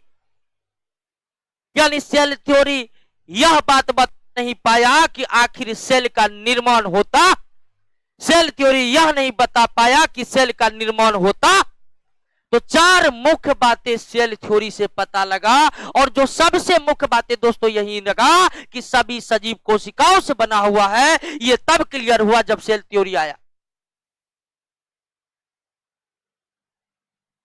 तो क्लियर हुआ, देख रहे हैं विकास का क्रम कैसे चल रहा है। तो सेल थ्योरी को आप समझे कि नहीं समझे? समझ गए। 1838-39 में सेल थ्योरी स्लाइडेन और स्वान के तरफ से आया। सेल थ्योरी में काफी कुछ क्लियर हुआ, बस एक कमी रह गई कि सेल थ्योरी यह नहीं बता पाया कि नया सेल बनता कैसे, नया सेल बनता कैसे है। यही बात सेल थ्योरी नहीं बता पाया। आइए दोस्तों, अब सेल के विकास की प्रक्रिया को थोड़ा और आगे बढ़ाते आ जाते 3839 में। 3839 में यह पता लगा कि कोशिका के बीच 1839 में आ जाते हैं। 1839 में यह पता लगा, न्यूक्लियस का पता तो पहले लग ही चुका था, यह पता चला कि सेल के अंदर क्या है? तरल पदार्थ है, और उस तरल पदार्थ को कहा गया कौन? प्रोटोप्लाज्म। और यह खोजने वाले थे पुरकिंजे। कौन थे? आगे चलकर यानी सेल थ्योरी के देने के कुछ ही समय बाद पुरकिंजे यह पता लगाया कि कोशिका के अंदर जीव द्रव पाए जाते, प्रोटोप्लाज्म पाए जाते। और प्रोटोप्लाज्म नाम देने वाले भी कौन थे? पुरकिंजे। प्रोटोप्लाज्म नाम देने वाले भी कौन थे? पुरकिंजे थे, और खोजने वाले भी पुरकिंजे थे। हालांकि आगे चलकर एक और वैज्ञानिक वॉन मोल था, जिन्होंने प्रोटोप्लाज्म को अलग और स्वतंत्र रूप से खोजा। लेकिन वॉन मोल से पहले पुरकिंजे ने खोजा किसको? प्रोटोप्लाज्म। तो सेल का खोज रॉबर्ट हुक ने, न्यूक्लियस का खोज रॉबर्ट ब्राउन ने, सेल के प्रोटोप्लाज्म का खोज ने, और सेल सजीव सेल से बना हुआ, ये बात सेल थ्योरी बताई। उसके बाद आगे आपको बताए थे 1846 में वॉन मोल ने भी खोजा प्रोटोप्लाज्म को। लेकिन आगे चलकर बवंडर कौन हुआ कब जानते हैं? 1855। ध्यान दीजिए, यात्रा 1590 से शुरू किए थे। कब शुरू किए थे? 1590 में शुरू किए थे और आ गए 1855। 1855 में यह पता चल गया कि सेल का निर्माण कैसे होता है। सेल का निर्माण कैसे होता है यह कब पता चला? 1855 में। 1855 में सेल का निर्माण कैसे होता है यह पता लग गया। और कैसे होता है? तो सेल का निर्माण पहले से स्थित, ध्यान दीजिएगा दोस्तों, पहले से स्थित कोशिकाओं से ही होता है। सेल का निर्माण पहले से स्थित कोशिकाओं से ही होता है। सेल का निर्माण पहले से स्थित कोशिकाओं से होता है। क्लियर बात को समझ गए ना? और यह बात कौन पता लगाया? यह बात पता लगाया रुडोल्फ विर्चो ने। किसने? आपको बताए थे कि सेल थ्योरी में यह क्लियर नहीं हो पाया कि नए सेल का निर्माण कैसे होता है। हालांकि सेल थ्योरी यह बता दिया था कि नए सेल का निर्माण जिस भी तरह से होता है, नए सेल का निर्माण जिस भी तरह से होता है उसमें न्यूक्लियस का योगदान बहुत ज्यादा था। लेकिन विर्चो यह क्लियर कर दिया कि नए सेल का निर्माण पहले से मौजूद कोशिकाओं के द्वारा होता है। नए सेल का निर्माण पहले से मौजूद कोशिकाओं के द्वारा होता है और पहले से मौजूद कोशिकाओं से नए सेल का निर्माण सेल डिवीजन कहलाता है। क्या कहलाता है? हाँ, कोशिका विभाजन कहलाता है। क्या कहलाता है? पहले से मौजूद कोशिकाओं के द्वारा नए कोशिका का निर्माण क्या कहलाता है? कोशिका विभाजन कहलाता है।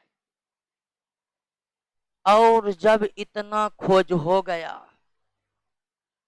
सेल से सजीव बना हुआ है, सेल के अंदर जीव द्रव है, नए का निर्माण कैसे होता है, जब इन सारी बातों का पता चल गया दोस्तों, तब ये मांग उठने लगी लोगों के बीच कि अब यह बताया जाए कि सेल कैसा है।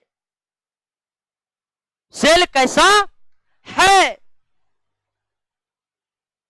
और सेल कैसा है यह बताने के लिए सबसे पहले 1861 में एक थ्योरी आई। 1861 में एक थ्योरी आई और इस थ्योरी का नाम पड़ा प्रोटोप्लाज्म थ्योरी।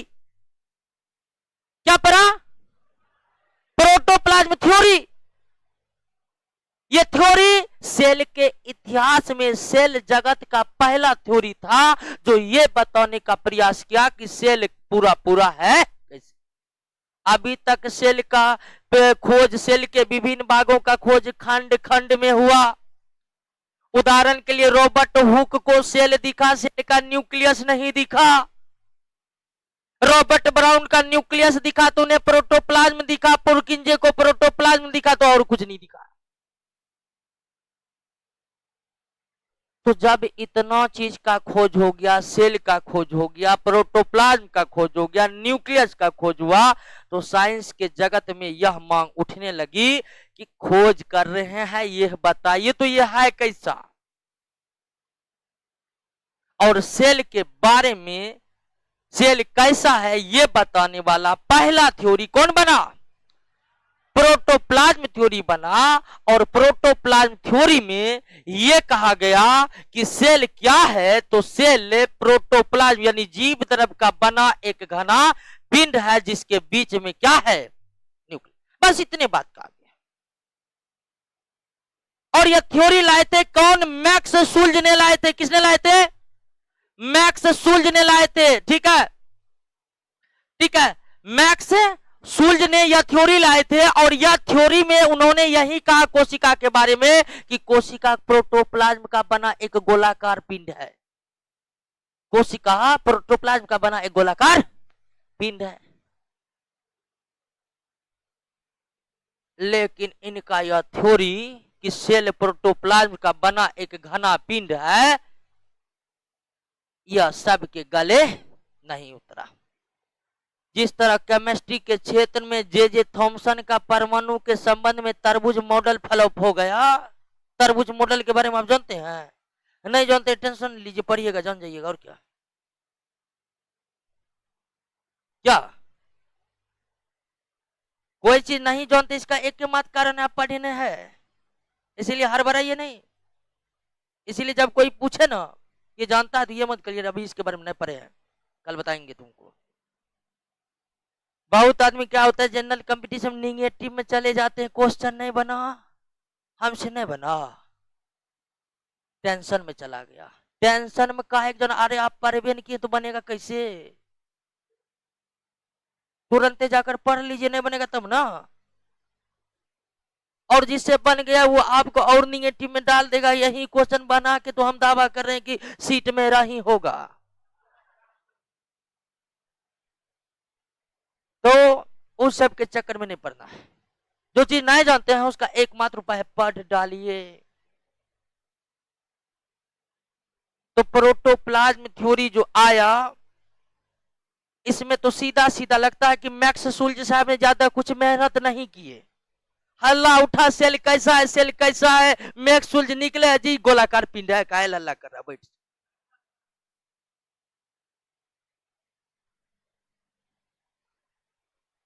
लेकिन दोस्तों बवंडर कॉम तो तब हुआ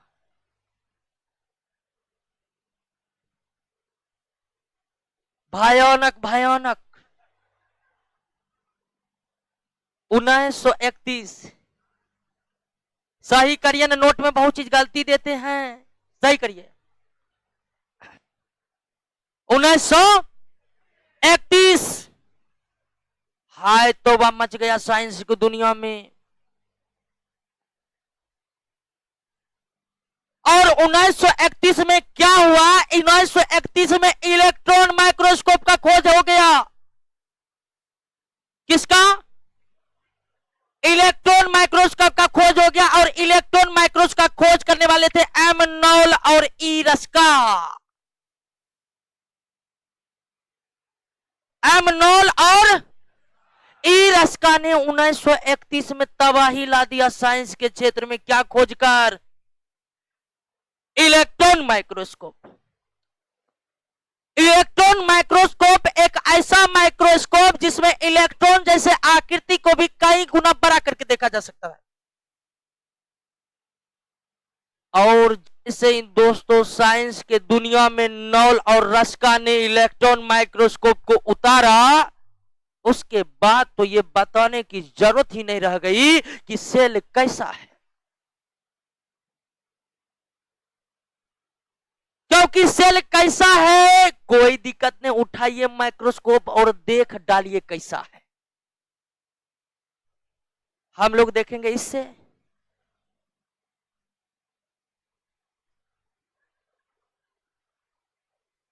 क्लियर है?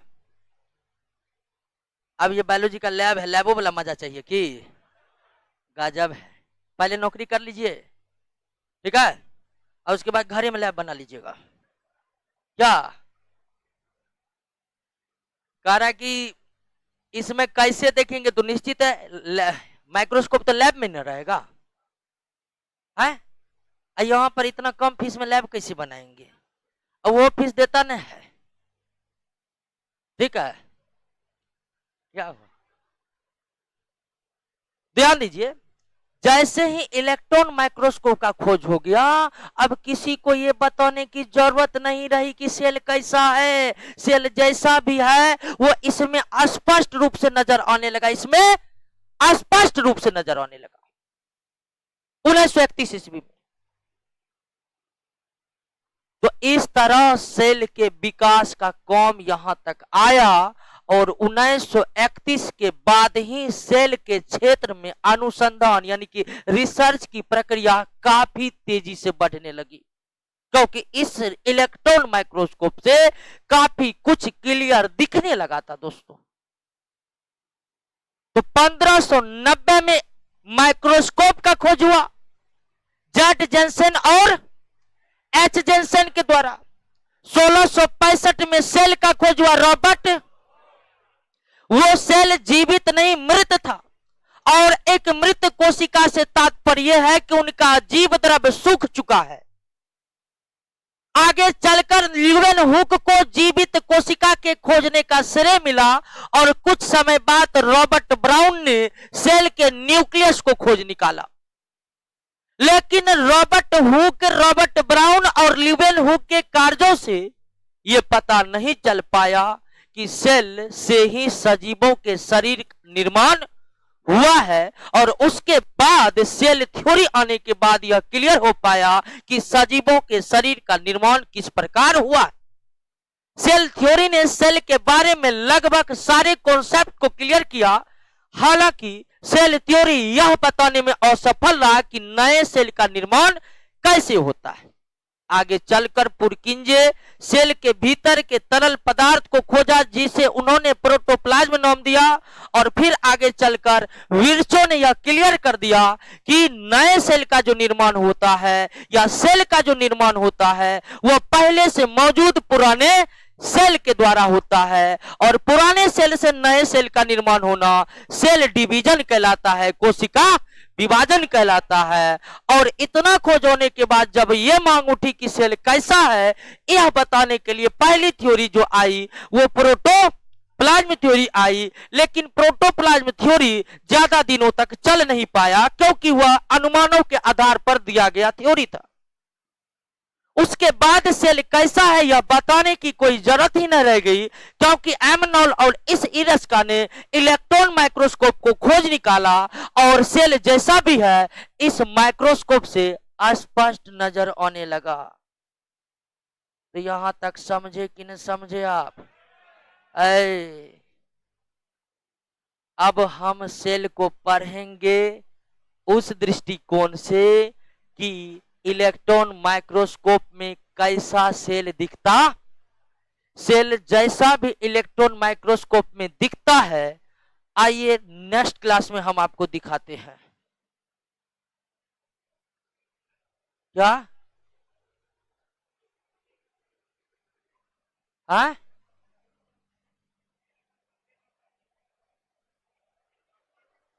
सेल ये बिरचो महोदय ने बताया।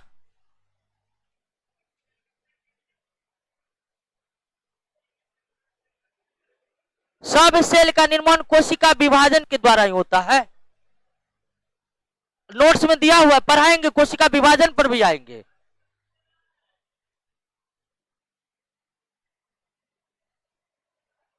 आइए दोस्तों, ऑनलाइन जो जुड़े हुए हैं, क्या हुआ?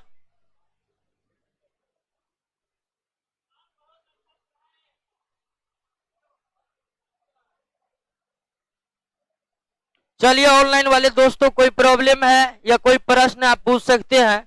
आपके कमेंट्स को हम देख रहे हैं।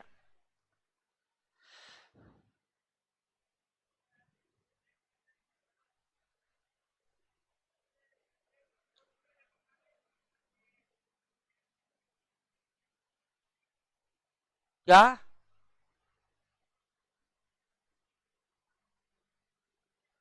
किसने? अरे प्रोटोप्लाज्म का खोज बताए तो पुरकिंजे ने किया। हाँ, कौन? तो वही तो बताए, पुरकिंजे ने किया।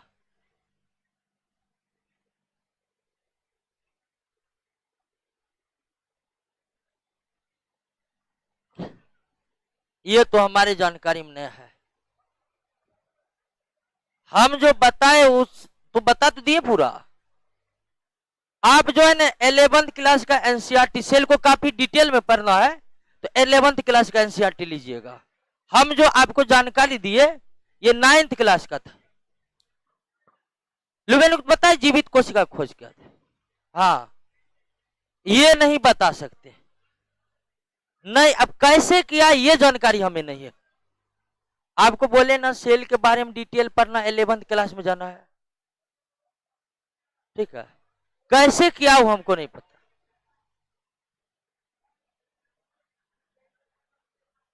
हम क्या बताएं कि सब कुछ हम नहीं बता सकते हैं।